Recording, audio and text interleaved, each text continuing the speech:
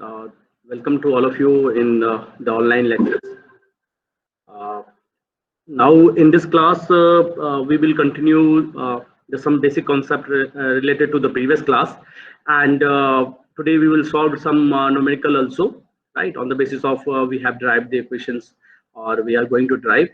And second one, you people should I think go through. I already told the one time the same on the same concept. GATE 2018 or 19 was asked the same question on 2 marks. So hopefully you have referred that questions. If you're not referred, I will see and you people will solve. Okay. So since already 12:05 is there, so now I'm going to conduct your today class. So first I am just shared my today presentations, and presentation is nothing but because I'm totally related with your concept, right? So today's agenda is numerical aperture and group delay. Today we'll discuss first numerical aperture and then group delay. We will solve some numerical problem on numerical aperture. Then we'll continue for the group delay. Right. So as for the last class, since now we are all aware about the core, cladding, right, shielding, refractive index N1, N2, N, right. So the first time here you are able to see the medium one, right, medium one, right, and this is medium 2 core, and this is medium 3. So you are able to see medium 1 is refractive index N, right? Here core is N1 and cladding is N2, right? And we all are know about that one. N1 is greater than N2 for TIR. So कोई doubt नहीं है. So we'll proceed further, right? Now today we'll derive the equations for numerical aperture. So how you can define derive the numerical aperture? See. So here medium 1 is N. N is nothing but the refractive index of air. If refractive index is not related to the glass, SiO2 or SiO2 plus GO2, then it should be outside of this glass, and outside of the glass air will enter at the tip of the fiber at this point O. So this should be air, और air का refractive index क्या होता है? We already know 1, right? यदि आपको नहीं पता है तो always remember that refractive index of air is 1. So here the medium 1. Medium 1 will here the light will enters from A to tip of the fiber. Now since here the refractive index is higher, so A now meet at the point B, and if the critical angle is here greater than equal to 90 degrees, then TIR will happen. So construct again cut here, again reflected, again cut here. So in a study class I have already explained about the the constructive phenomena. Due to constructive phenomena, the standing wave pattern will be appeared, and that is the most important part for optical fiber for the long distance communications, right?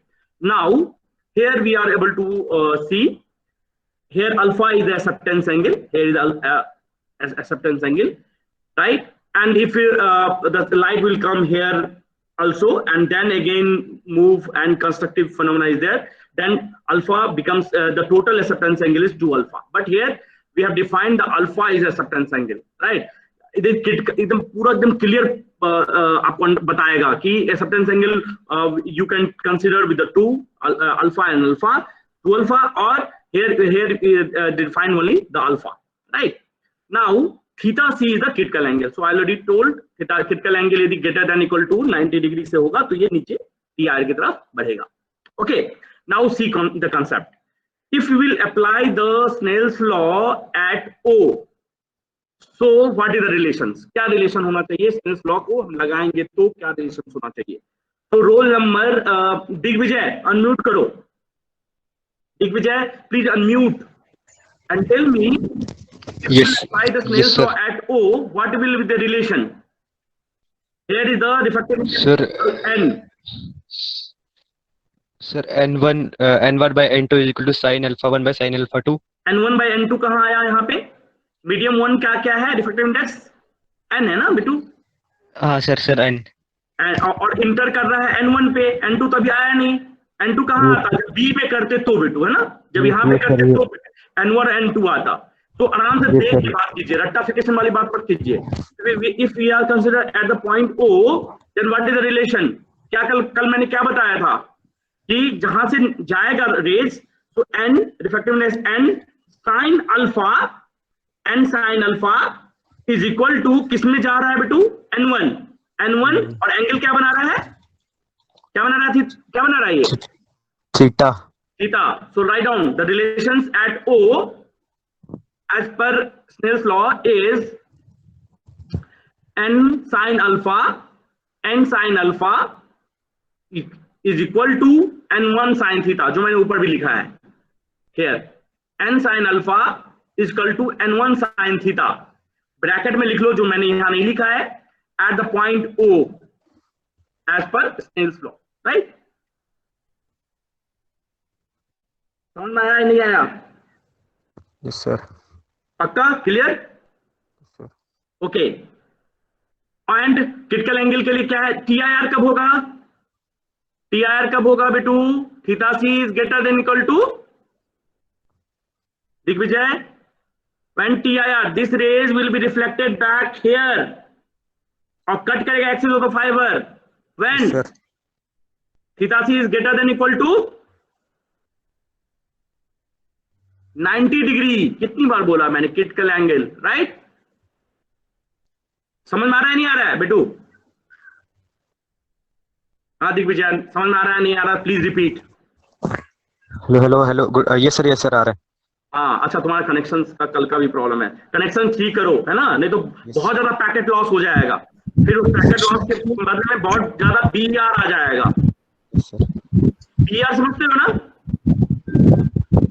Sir yes sir. हाँ, इसका तो loss ही loss है। हाँ, roll number 25 बंद करो Digvijay, mute करो। Roll number 25 Digvijay mute करो, कहाँ चल रहे हो? Roll number 25, roll number 30, it's not good. Roll number 31, roll number 31, roll number क्या है बेटा आपका? 31। हाँ, ये बताइए कि यदि कनेक्शन अच्छा नहीं होगा तो BR बढ़ेगा कि खराब अच्छा हो जाएगा? बीटा लॉस बढ़ेगा या कम होगा? सर लॉस बढ़ेगा। बढ़ेगा। बीटा रेट को कैसे डिफाइन करेंगे?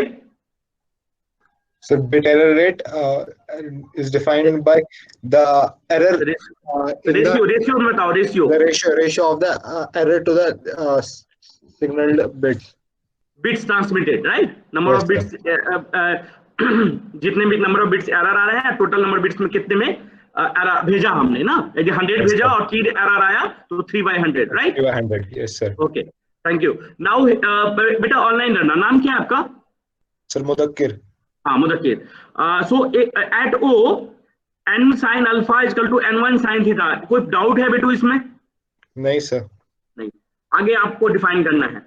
Now theta is equal to क्या वैल्यू होगा बेटा? ये थीटा, ये मुझे थीटा निकालना होगा तो वैल्यू क्या होगा बेटू? सो यहाँ पे थीटा सी देख लो, ये थीटा सी है, यस सर। इसको परपेंडिकुलर आगे खींच लो तो ये एंगल कितना हो जाएगा? सर ये हो जाएगा 180 माइनस थीटा नहीं, ये वो छोड़ो, आगे का छोड़ो, ये कितना एंगल होगा बेटू?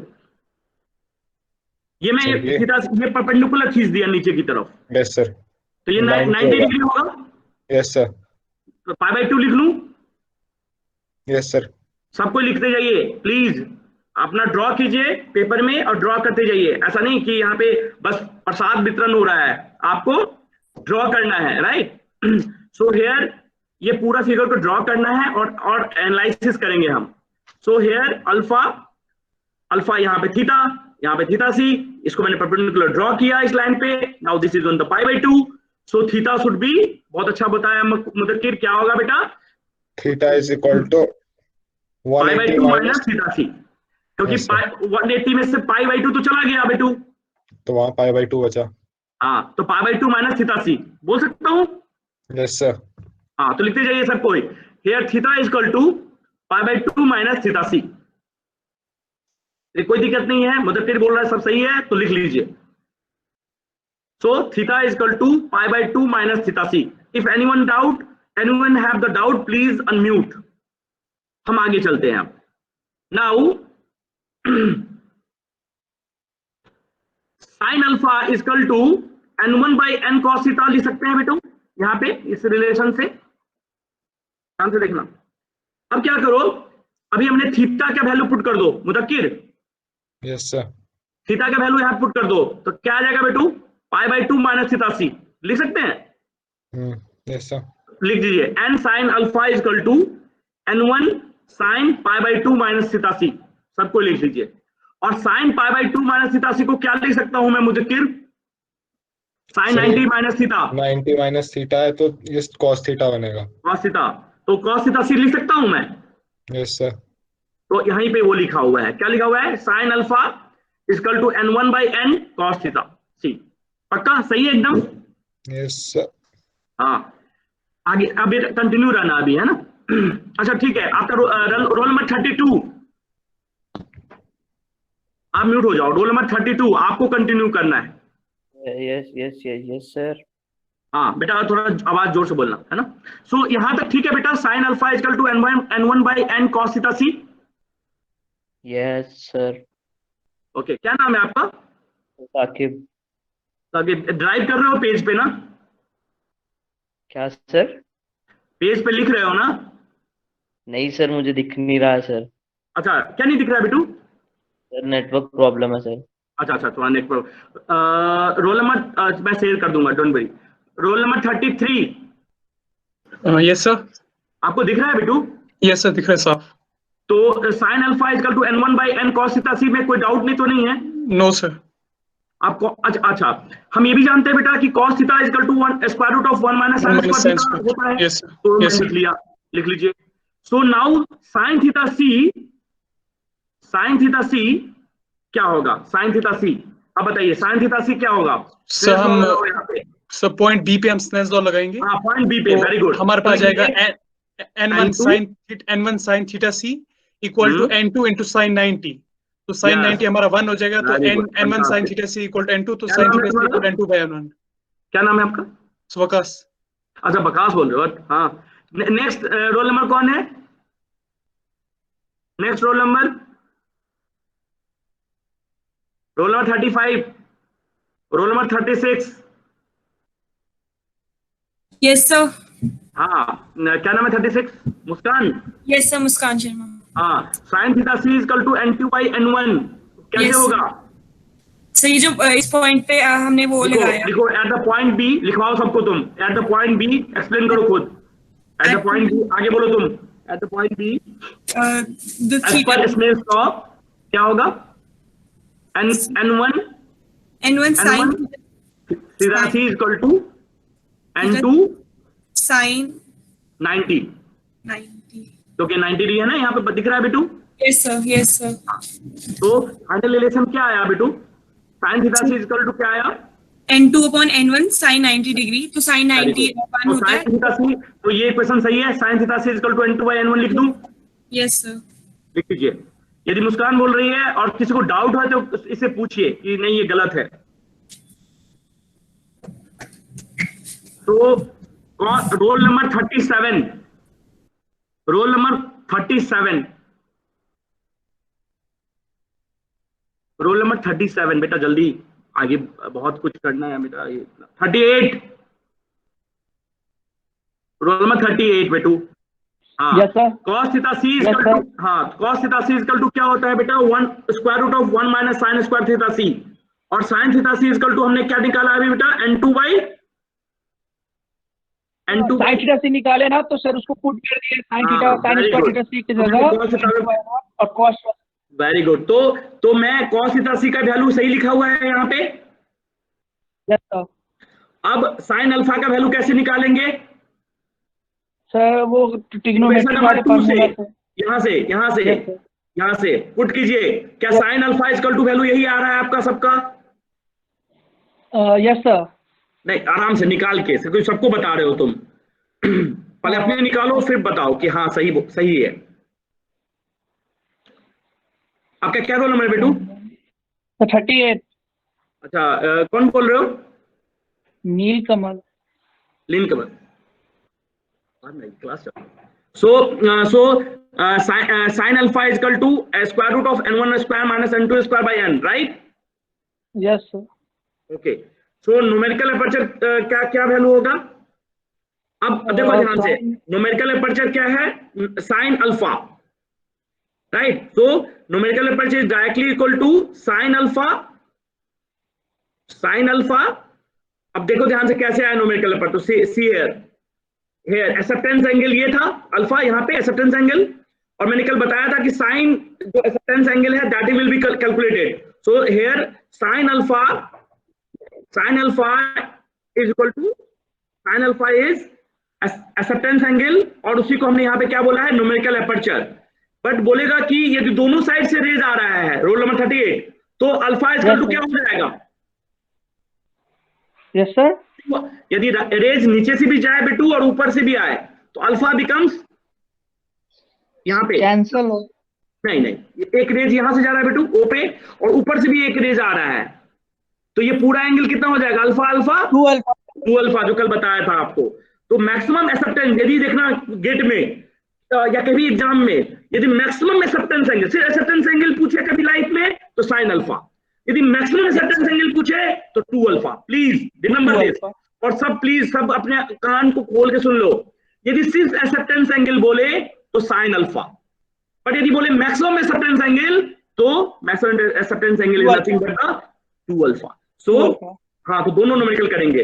पेट में पूछा था मैक्सिमम एक्सेप्टेंस एंगल, और हम लोग पढ़ते हैं acceptance angle is sine alpha. So वहां पे रॉन्ग हो गया था और वैल्यू हाफ हमने पुट अप कर दिया था, या बहुत जिसको कॉन्सेप्ट होगा उसे तो बताया होगा। So always remember that, note करके लिख लीजिए, acceptance angle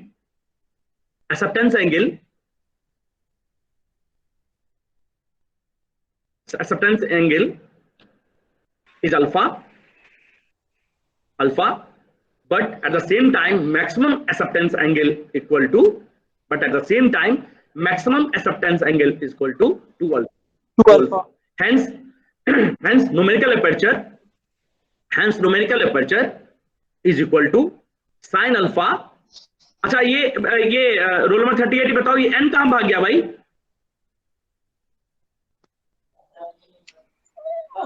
n square n। n1 square minus n2 इसका ये n कहां चला गया? सर ये sine directly proportional to sir वो होगा क्लैडिंग माइनस कोर का, वो होगा। मैं वो तो ईयर का है ना 1। हाँ, कौन है? आकांक्षा 1 हो गया ना सर? हाँ 1, यस, लिख लीजिए। लेकिन हम इसको साथ में वैल्यू फाइंड भी करें, वो n बाहर ही आ रहा है, अंडर रूट के अंदर नहीं आ रहा है। नहीं, बाहर तो बात की बात है, पर यहाँ पे लिखिए n is equal to 1, since its refractive index is equal to 1, right? So that's why na is equal to sin alpha.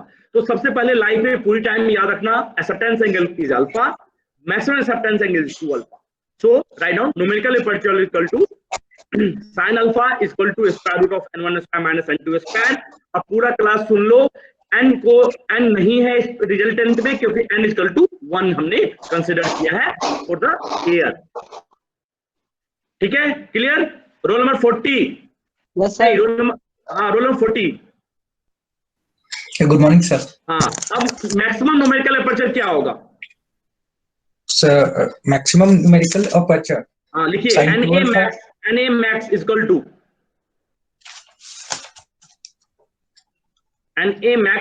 to क्या होगा?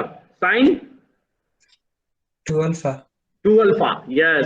So na max is equal to sin 2 alpha is equal to n1 square minus n2 square. किसी ने भी gate का question solve किया? किसी ने भी आपके क्लास में जो 2018 या 19 में पूछा है? यदि नहीं तो मैं भी सर्च करके देखूंगा, किसी ने भी नहीं किया। तो इसके लिए आपको पूरी क्लास को वो शायद दोनों में देखा मैंने, 18 19 वो दोनों किसी में। और ईयर का है शायद, वो उस ईयर का नहीं है। 18-19 में नहीं था। 18-19 में नहीं है, 17 में भी नहीं मिला सर मुझे। नहीं भाई, मुझे 100% याद है, मैं भेज रहा हूँ अभी थोड़ी देर में, don't worry.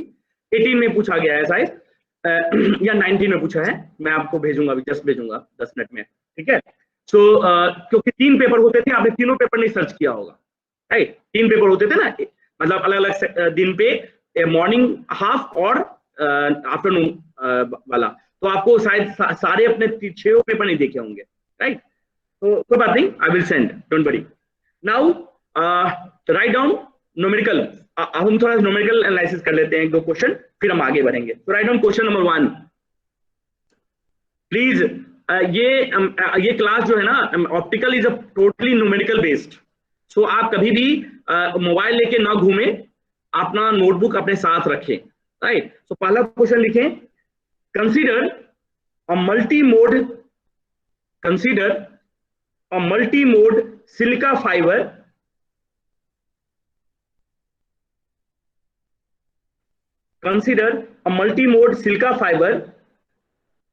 that has a core refractive index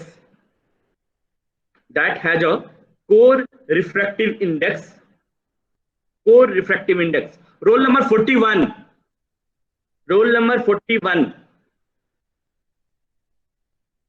roll number 41 roll number 42 roll number 42 yes sir. हाँ रोल तो बोलो बेटा, नहीं तो फिर अटेंडेंस नहीं मार्क करूंगा मैं। जिसका मैं नाम बोलता हूँ उसने नहीं बोला, अटेंडेंस गया वो। Roll number 42। Yes sir, yes sir. हाँ बताइए बेटा। मैं यहाँ पे लिख रहा हूँ कोर रिफ्रैक्टिव इंडेक्स, तो ये N1 होगा कि N2? Sir N1। Very good, तो लिख लीजिए, सब इसका फॉलो कीजिए, सब इसका फॉलोअर बनिए। N1 equal to 1.480। Fantastic. N1 equal to 1.480। मैं ये प्रॉमिस किया था पहले भी और आज भी बोल रहा हूं कि ये किसी भी इंटरव्यू में आप इस सब्जेक्ट को आप बोलेंगे और आपने रिप्लाई नहीं दिया तो उसकी रिस्पॉन्सिबिलिटी मेरी। आप चाहे पढ़े ना पढ़े, सिर्फ आप ऑनलाइन क्लास करें या जो भी मैं क्लास ले रहा हूँ उसको सिर्फ करना है आपको। You should be reply at least, मतलब जो भी इंटरव्यू में क्वेश्चन पूछेगा आप जरूर रिप्लाई करेंगे। तो N1 equal to 1.480 and cladding index N2 is equal to 1.460. Cladding index N2 is equal to 1.4680. ठीक है। रोल नंबर 42, N1 है 1.480 और N2 है 1.460। सही है ये? Yes sir. क्यों सही है बेटा? सर हाँ बोलो सर, क्योंकि N1 की वैल्यू ज्यादा होती है। Very good. क्या नाम है आपका? सर रोनित। हाँ very, thank you Ronit, thank you. So very good. Now full stop. Find पहला a the critical angle. Find the critical angle, पहला फाइंड आउट करना है क्रिटिकल एंगल को। दूसरा फाइंड आउट करना है बी, लिखिए numerical aperture. Find the numerical aperture. And C find out करना है acceptance angle. Find the critical angle, find the numerical aperture, find the acceptance angle.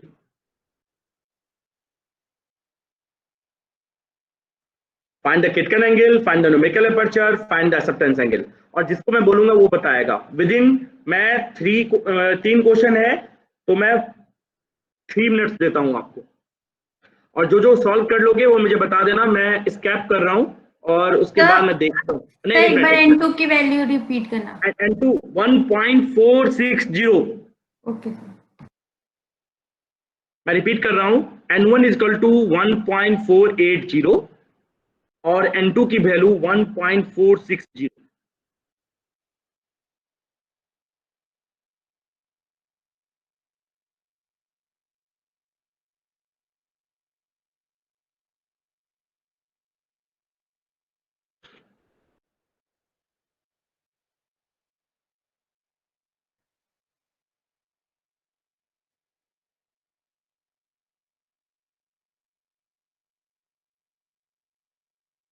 सिर्फ 49 स्टूडेंट्स आपके अभी भी अपियर हैं। 6 चलो आज मैं अटेंडेंस अपलोड कर दूंगा सबका।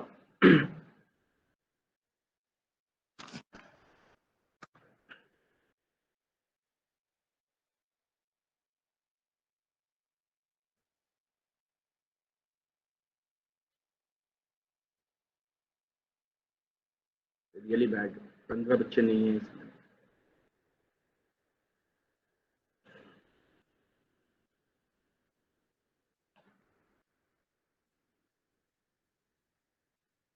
जिसका बन गया हो प्लीज मैसेज डालो इसमें चैट में।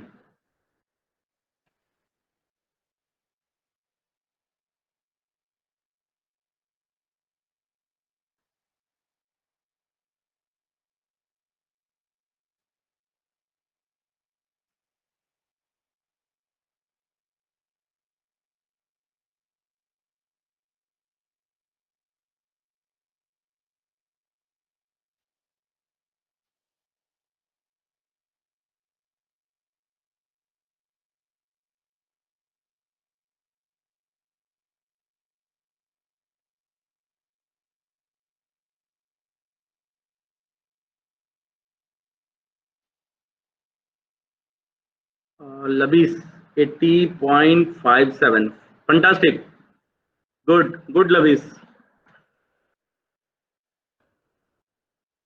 लबीस आपका एक आंसर सही है, कोई भी बोलेगा नहीं, चैट में डालोगे।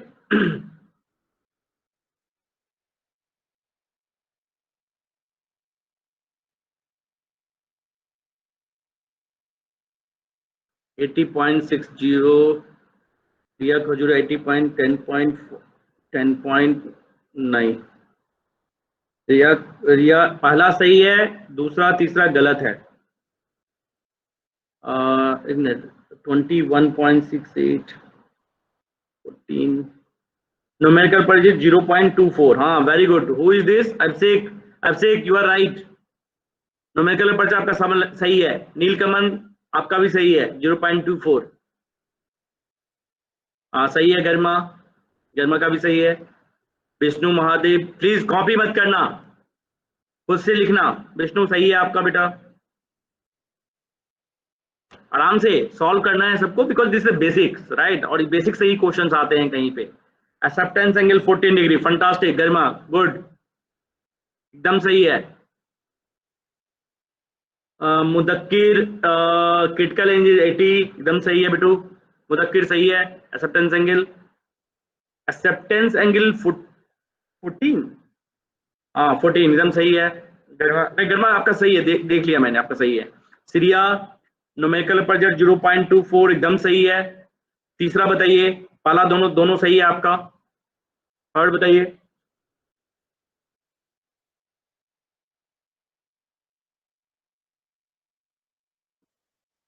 बासु महाजन 0.23, अच्छा हाँ थोड़ा आगे पीछे ले लिया होगा आपने, 0.24 होगा, नहीं 0.24। और so now we will stop and because हमें आगे भी प्रोसेस करना है राइट। ऐसा नहीं कि हम इसी पे वो करते रहें, फोकस करें, ये है ना, आगे भी हमें पढ़ाई करनी है। So Basu 0.24 and 14, yes Basu Sharma right, आपका तीनों सही है, एकदम सही है, good. So we will wait for 1 minute, सब कर पाए हम, आराम से करो, कोई बात नहीं, टेक 1 मिनट टाइम मोर। हो सकता है कैलकुलेटर नहीं हो तो कैलकुलेटर लेके बैठे राइट। हाँ ये टाइम है, अब आपको सब कुछ पता है कि हमें क्या क्या जरूरत है। कैलकुलेटर लेके बैठे, सिस्टम लेके बैठे, नोटबुक लेके रहें, है ना। मैंने पहले बता दिया कि ये क्लास वैसा नहीं है कि हम ऐसे पूरा मैथमेटिक्स रहेगा, और मेरा भी कल परसों आ जाएगा पैड, तो फिर मैं तो बताया हूँ कि मैं खुद से लिखूंगा और वो करूंगा। हाँ नेक्स्ट, उसके बाद बासु के बाद कोई लिखा ही नहीं चैट में। Akanksha critical angle, yes very good, Akanksha is right, एकदम सही है आकांक्षा। दीपाली शर्मा न्यूमेरिकल पर्चा सही है बेटा, तीनों निकालिए। अब एक बार में चैट में तीनों डालिए।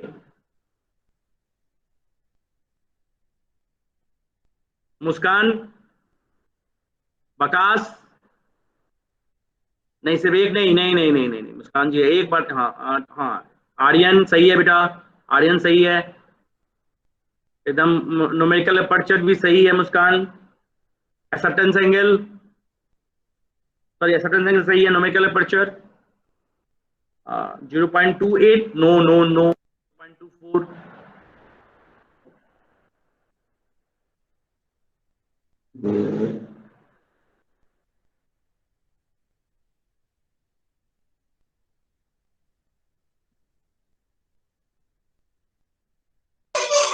सर बोलो बोलो मुझे एक चीज समझ में नहीं आ रहा है बोलो बेटा। सर, क्रिटिकल एंगल यहाँ पे 90 से कम क्यों आ जा रहा है? क्या चीज के लिए? क्रिटिकल हाँ, एंगल पर लेस देन 90 क्यों आ रहा है? करता हूँ, आपका आ रहा है ना 80.5। हेलो, हाँ हाँ हाँ, तो इसमें टी आई नहीं होगा, है ना? हेलो, हाँ आवाज आ रही है? आवाज आ रही है बेटू? हाँ यस सर। हाँ एक्सप्लेन सर, करूंगा आ मैं रही अभी। अभी ये तो न्यूमेरिकल है ना, ये तो प्रैक्टिकल कंडीशन दिया है ना, नहीं दिया है ना? Okay sir. This is the only for analysis purpose, right? This is not a practical condition. ये इसने नहीं बोला है कि इसमें TIR होगा ही नहीं होगा, यदि पूछेगा तो नहीं होगा, है ना?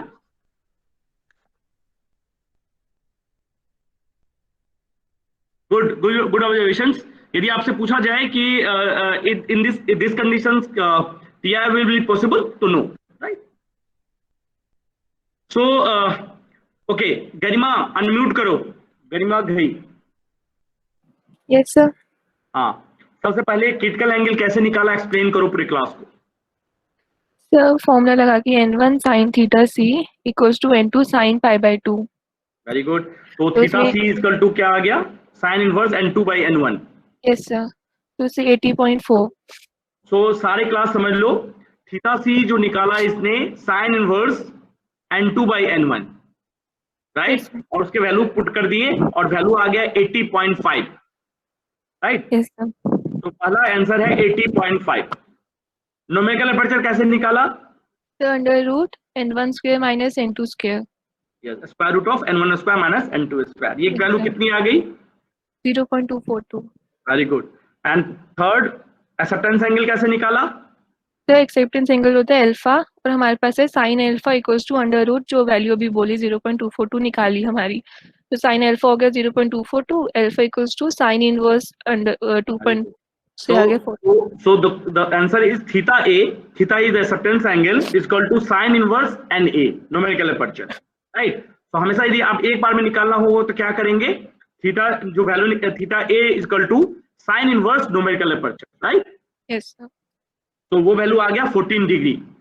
सो होपफुली सबने इसको कैलकुलेट किया होगा और आपको थोड़ा सा समझ में आ गया होगा कि प्रैक्टिकली सॉरी न्यूमेरिकली हम कैसे सॉल्व करेंगे इक्वेशंस को, right?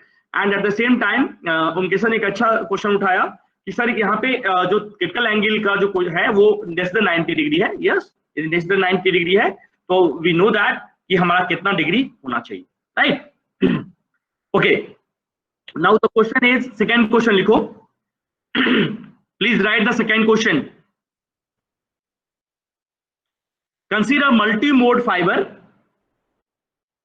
Consider a multi-mode fiber that has a core refractive index. That has a core refractive index of 1.480. जैसा पहले था, core refractive index is equal to क्या है? 1.480. 1.480 and core cladding index difference. core cladding index difference, core cladding index difference को लिखते हैं delta, del core cladding index difference del is equal to sorry core cladding index difference is the 2%, is the 2%. Delta जो है वो है 2%, ऐसा लिख लीजिए, del is equal to 2%. Then find the numerical aperture, acceptance angle and critical angle, तीनों चीजें निकालनी है। बट यहाँ पे N2 नहीं दिया हुआ है, यहाँ पे डेल दिया हुआ है। सो राइट डाउन लिख लीजिए, एक क्वेश्चन लिख लीजिए, index difference related with N1 and N2 as follows. Index difference del is related with N1 and N2 as follows। कैसे? तो लिख लीजिए N2 is equal to N1 into 1 minus del, और एक चीज और लिख सकते हैं, del is equal to एक बार लिख लीजिए N1 minus N2 by N1, और del is equal to N1 minus N2 by N1। एक तो लिख सकते हैं N2 is equal to N1 into 1 minus del, या del की वैल्यू लिख सकते हैं N1 minus N2 by N1। So this is the relation of index difference. Delta is known as index difference, and how we can calculate the index difference?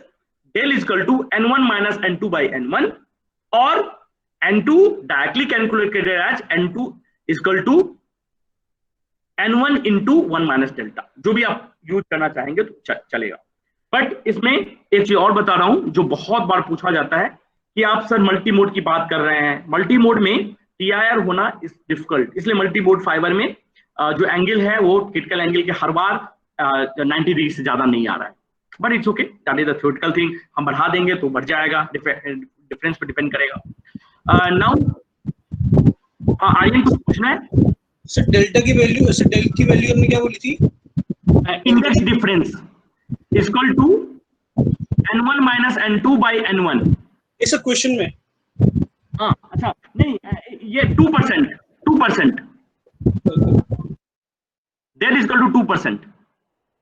Okay, so ये तो हो गया। दूसरा question था कि मल्टी मोड क्यों, single mode की बात क्यों नहीं कर रहे हैं सर आप? हर क्वेश्चन में मैं दिख रहा हूं multi mode, right? So always remember that for short distance communications we will prefer multi mode, for long distance communication we will prefer single mode। दोनों में अंतर क्या होता है? So main अंतर लिख लीजिए, डिफरेंस दोनों में अंतर, मल्टी मोड फाइबर और सिंगल मोड फाइबर का कोर डायमीटर जो है ना बेटा, कोर डायमीटर में अंतर होता है। तो लिख लीजिए core diameter for single mode fibre, core diameter for single mode fiber is equal to 6 to 7 micrometer। 6 to 7 micrometer दिखेगा नहीं, आंख से बहुत मुश्किल होगा देखना, उसको आपको स्कोप करके देखना पड़ेगा, बहुत जूम करके देखना पड़ेगा। तो 6 to 7 micrometer, right? So this is the first conditions कि कोर का जो कोर डायमीटर होता है, सॉरी सिंगल मोड का, वो बहुत छोटा होता है। Second, multi mode core diameter is equal to, multi mode core diameter का जो वैल्यू होता है वो होता है 50 to 60 माइक्रोमीटर। 50 to 60 माइक्रोमीटर, 502 से लेके 60 माइक्रोमीटर। सो ये थोड़ा बड़ा होता है, तो ये आंख से दिखेगा भी।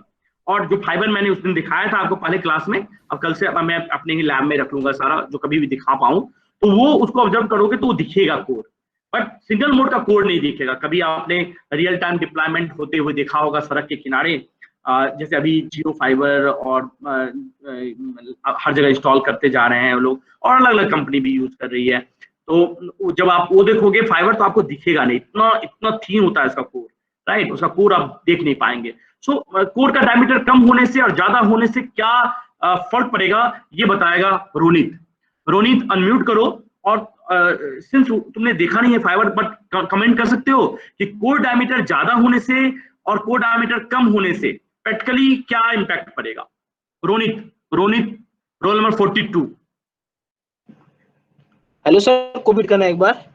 हाँ, यदि मेरे पास दो फाइबर है, एक का कोर डायमीटर ज्यादा है और एक का कोर डायमीटर कम है, तो मैंने बताया कि कोर डायमीटर कम है तो दैट मीन सिंगल मोड, और if the core diameter is larger is a multi mode. तो क्या अंतर हो जाएगा, मतलब प्रैक्टिकली देखो तो क्या इंपैक्ट पड़ेगा मल्टी मोड फाइबर में और सिंगल मोड फाइबर में बेटू?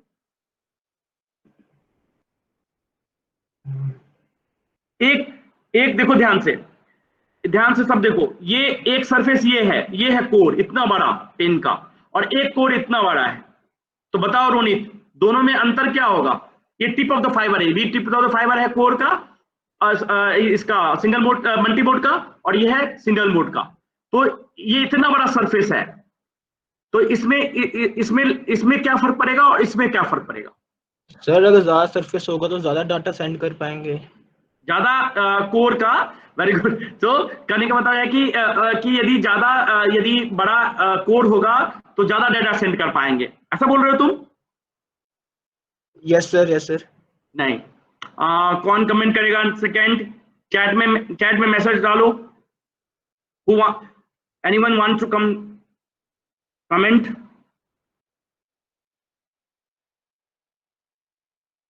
नहीं, अभी आंसर नहीं पूछ रहा हूं आगे का, प्लीज अभी क्वेश्चन सॉल्व मत कीजिए। डेटा रेट कम होगा। Very good. विमर्स अनम्यूट करो। Thank you. विमर्स बताइए क्यों कम होगा बेटू? Roll number 64। हाँ हाँ, क्यों कम होगा बेटा? राइट, कैसे कम होगा? जितना सर वो बढ़ जाएगा सर, उसका इंटेंसिटी कम हो जाएगी। इंटेंसिटी कम हो जाएगी। Very good. क्यों कम हो जाएगी? ये तो अब वो विजुअलाइज कोई बात नहीं, तुम सही बोल रहे हो।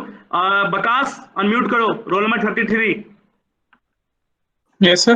हाँ, क्यों? यदि मेरा कोर का डायमीटर बढ़ जाएगा तो विमर्श सही बोला कि डेटा रेट कम हो जाएगा और इंटेंसिटी कम हो जाएगी। क्यों? सो डिस्ट्रक्टिव इंटरफेरेंस होगा। क्या होता है बेसिकली, जितना ज्यादा लाइट आएगा ना टिप ऑफ द फाइबर में, जितना ज्यादा लाइट आएगा तो एक दूसरे से इंटरफेरेंस करेंगे, और एक दूसरे से इंटरफेरेंस करने के कारण इंटेंसिटी डिक्रीज हो जाएगी, राइट, और डिस्ट्रक्टिव इंटरफेरेंस भी होगा। सो लाइट, हम चाहते हैं क्या? कम से कम लाइट जाए, सो इंटरफेरेंस कम से कम हो एक दूसरे लाइट में। सिंगल मोड में क्या होगा? एक ही लाइट जा पाएगी एक एक्सिस के थ्रू, तो उसकी इंटेंसिटी बहुत ज्यादा होगी क्योंकि उसमें इंटरफेरेंस ना के बराबर होगा। मल्टी मोड में तो इंटरफेरेंस होगा, कम कर सकते हो, जितना कोर डायमीटर कम होगा उतना अच्छा है, लेकिन कुछ ना कुछ इंटरफेरेंस होगा।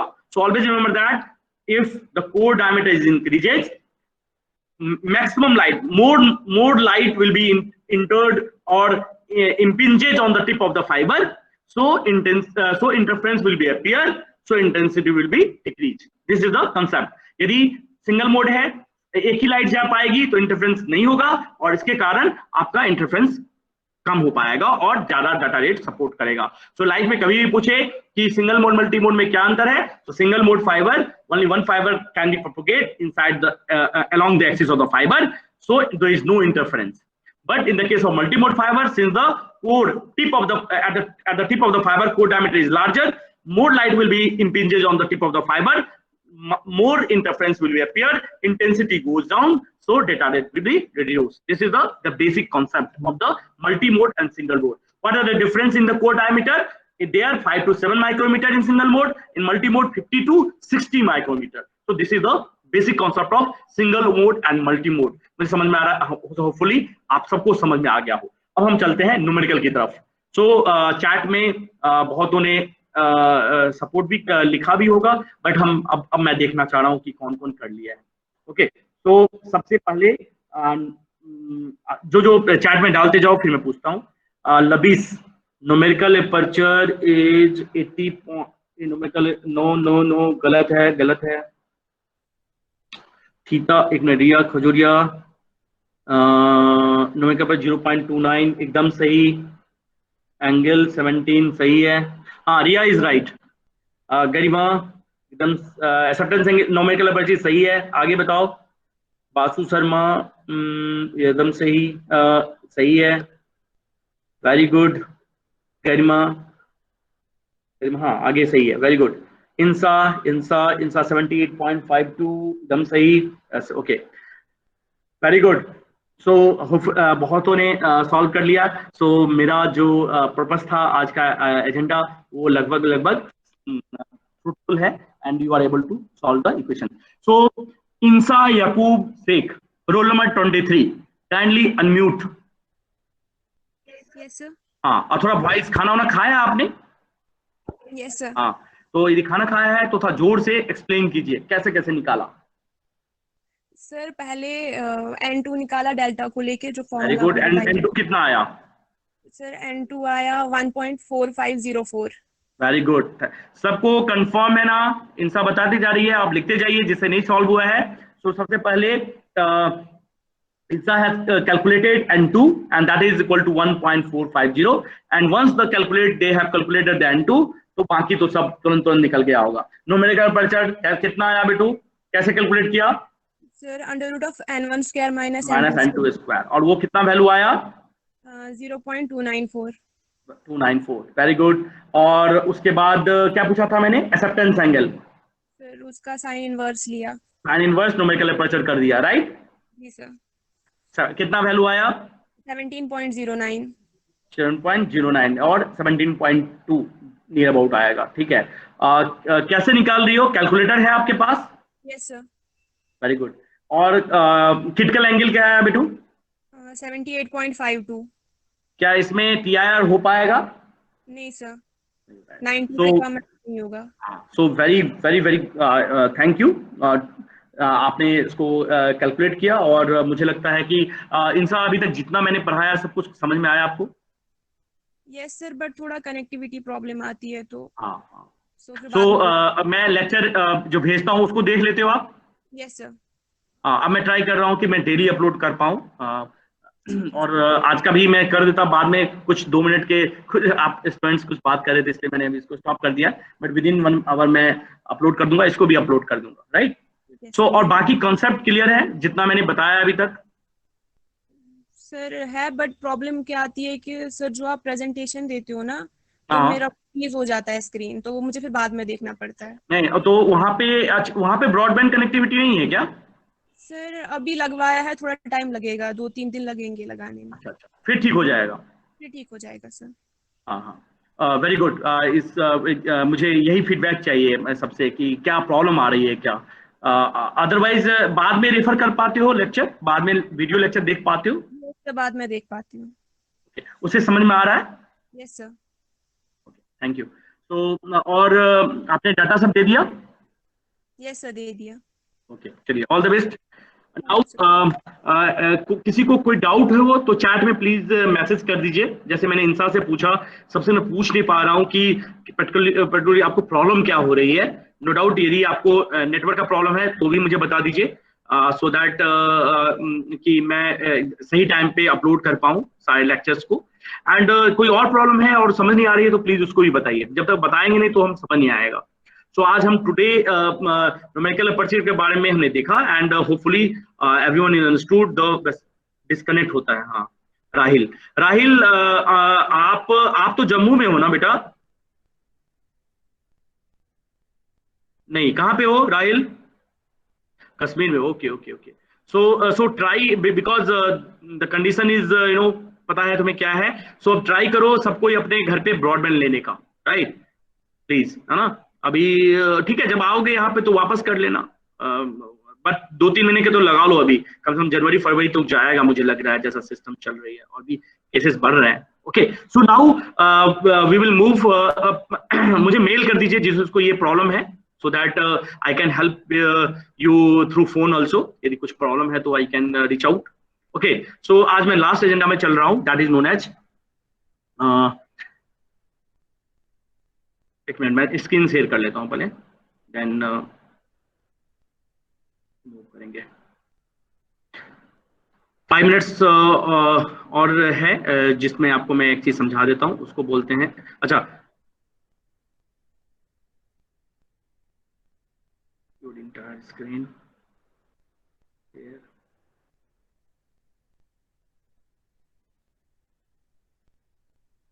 बकास मेरी स्क्रीन दिख रही है? यस सर, दिख रही है। Okay, so now this is the last agenda for today and that is known age group delay, right? The concept is known age group delay. तो थोड़ा आगे भी बढ़ते जाएं, न्यूमेरिकल भी कर लिया, थोड़ा आगे भी बढ़ना जरूरी है बिकॉज प्रॉब्लम तो है बट विल डू समहाउ। सो ध्यान से देखना, आराम से सब देखो। अब कॉपी बंद भी कर सकते हो बट समझना जरूरी है। तो now here see we know that this is alpha is acceptance angle, और यदि बोला जाए maximum acceptance angle is this one, right? और this is also known as numerical aperture. Now let us assume that, see here what the phenomena is going on. Here one light is moving, TIR happen, cut, very good. But if there more than one light, जो मैंने पूछा था multi mode fibre में, in multi-mode fiber, interference is there, and due to interference, intensity goes down. This is a practical case study. How the practical case study we can refer this? See, if एक light यहाँ पे था बेटा, है ना, एक light ऐसा तो चला गया सॉलिड लाइन. नाउ एक another light will be pass here, जो यहाँ नहीं दिख रहा है आपको, and that will be dotted lines, so that will move here. Third angle here, fourth here. So क्या हो रहा है? What is the phenomena is there? If more than one light will be passed at the tip of the fiber, and at the tip of the fiber the angle will be varied, alpha dash, alpha double dash, alpha triple dash, then as per the incident angle, they will reflect it in the differently, right? Initially, the pulse was this type. Input light pulse is pulse 10 10 10. So, मैं 10 10 का durations मेरा ये है. Let us assume that this time t. But due to this, see देखना, due to multiple interference light, they will move in different, right? So, क्या हो रहा है? There is some delay. Pulse को यहाँ पे खत्म होना था, बट पल्स हो रहा है आगे खत्म, right? So there is a delay in t में t का, डेल्टा t का, इसमें डेल्टा t डैश का, इसमें डेल्टा t डबल डैश का, इसमें delta t double triple dash का. So there is a delay induced in the core or channel. So multi-mode fiber has very big disadvantage. If more than one light will be passed or strikes at the tip of the fiber, they will move and reflect it back as a TIR. But एक alpha तो very good, alpha dash आएगा तो change हो जाएगा, alpha dash आएगा, double dash आएगा तो और चेंज हो जाएगा. So at different incident angle they will change. यदि सिर्फ एक ही लाइट होता तो ये सीधे पास कर जाता axis of the fibre, very good. But more than one light will be produce the interference. How? So if the time t is the pulse duration is required, so here the pulse durations क्या हो गया, t से delta t हो गया. Third की बात, second की बात करेंगे तो क्या होगा वकास, t इक्वल टू क्या होगा, अब t क्या बदल जाएगा वकास? Yes sir. यदि मैं इस पल्स की बात कर रहा हूं, एक पहले वाले पल्स की, तो t प्लस डेल्टा t है. मैं इस पल्स की बात करूंगा तो t plus delta t plus क्या हो जाएगा, एक और delta t plus 2 delta t. Yes, फिर और आ जाएगा तो t प्लस वही t plus n delta t, delta t है ना, n का वैल्यू 1 2 3 4 5. यदि सेम दोनों में डिले है तो delta t, otherwise delta t dash, delta t double dash plus delta t. सो इसको इस सारे डिले, एक डिले है delta t is the one delay, इसको बोलते हैं सिंपल ना वन लाइट डिले. बट सारे डिले मिल जाएंगे उसको क्या बोलेंगे बेटू, सारा डिले, ये पूरा इसमें जितने भी लाइट थे सारा मिलके यदि डिले करेंगे तो उन लोगों को क्या बोलेंगे, group delay. So multi-mode fiber has one concept that is known as group delay concept, and how that will appear in the group delay in the optical channel due to this phenomena.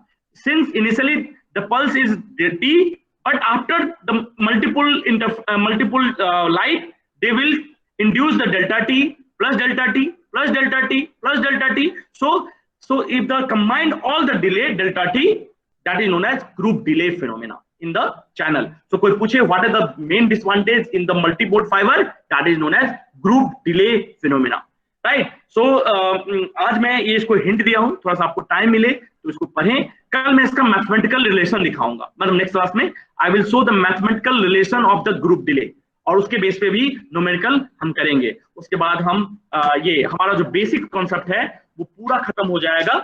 सिर्फ एक constructive and destructive phenomena का जो TI वाला red red green blue वो वाला जो concept था वो उसके साथ हम करेंगे, तो फिर हमारा काम खत्म हो जाएगा. क्या था कंसेप्ट विकास? जीजी बीबी में क्या बोलते थे, कौन सा कंसेप्ट बोलते थे? सो वही जो जिसका सेम कलर है तो उसमें कंस्ट्रक्टिव हो जाएगा, इसमें डिफरेंट है. So we will prove with the proper diagram कि रेड आने के बाद पीक आ जाता है, ग्रीन आने के बाद पीक आ जाता है, पर रेड ग्रीन ब्लू ग्रीन और अलग से डिस्कंस्टिव होने से आपका क्रेस्ट आ जाएगा, वैल्यू बहुत लो हो जाएगी, we will proof in the mathematically और practically also. So hopefully you understood the basic concept of the numerical aperture, and मैं हर क्लास में ही कर रहा हूँ. पहले का थोड़ा सा मैं रेफर करता हूँ, फिर आज के एजेंडा को पूरा करता हूँ और एक अगले एजेंडे को मैं रेफर करता हूँ जिससे कि आप उसको पढ़ पाएं, राइट, और समझ पाएं. सो होपफुली आज के क्लास में आप जो आपको मैंने बताया आपने उसको अंडरस्टूड किया होगा. सो 2 मिनट रुक जाइए, मैं थोड़ा अटेंडेंस ले लेता हूँ and then we will free, right? Or please